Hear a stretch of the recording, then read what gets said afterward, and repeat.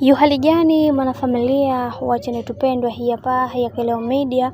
Kama ndo mara kwa kwanza basi nikusii usisahau kusubscribe, kulike, kushare pamoja na kucomment. Bwana Wolper amjibu Kajala Masanja, na hii ni baada ya kuweza kuona ndugu yao kadri siku zinavyozidi kwenda ndivyo ambavyo anavyozidi kupotea katika mwenendo wake wa kimaisha kiujumla. Sasa leo hii tumeweza kuona Bibi Wolper ameweza kuandika kupitia ukurasa wake wa Instagram akisema kwamba kuna wale ambao wanaojifanya tayari wameshaweza kubadili dini. Hili jambo linaumiza sana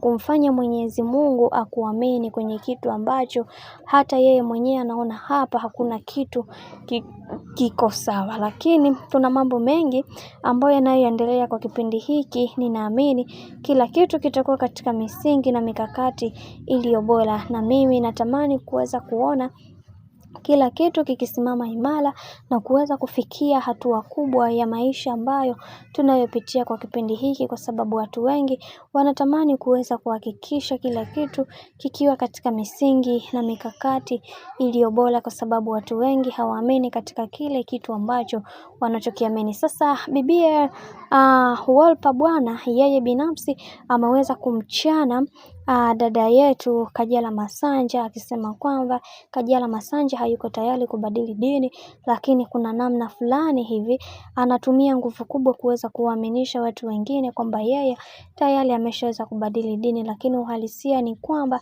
hicho kitu hakipo na haitokuja kutokea, kwa sababu kuna mambo mengi ambayo yamekuwa yakitokea katika maisha yake na anatamani kuweza kufikia malengo ambayo aliweza kujiwekea. Hana mapenzi ya dhati na bwana mkubwa Rajabu. Hiyo ndiyo siri ambayo dada yetu ameweza kuificha, na wengi wao waliweza kufunguka vitu vingi na kusema kwamba yatupaswa kuweza kuhakikisha kila kitu kinachotokea katika maisha, pia yatupaswa kuweza kufikia katika kila hatua ya maisha yetu ambayo tuliweza kujipangia.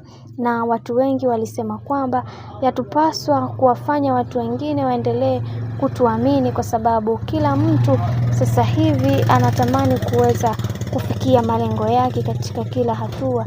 Hivyo yatupaswa kuweza kuwafanya watu wengine waweze kutuamini zaidi. Haya bwana, ndio bayo yaliyojili, kwani Kajala Masanja inaonekana bado amefuata pesa kwa kaka yetu Harmonize na sio mapenzi ya dhati.